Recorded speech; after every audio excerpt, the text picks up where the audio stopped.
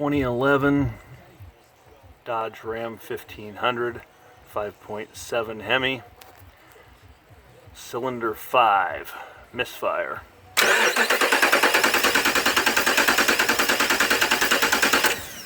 Cylinder 5 barely moves.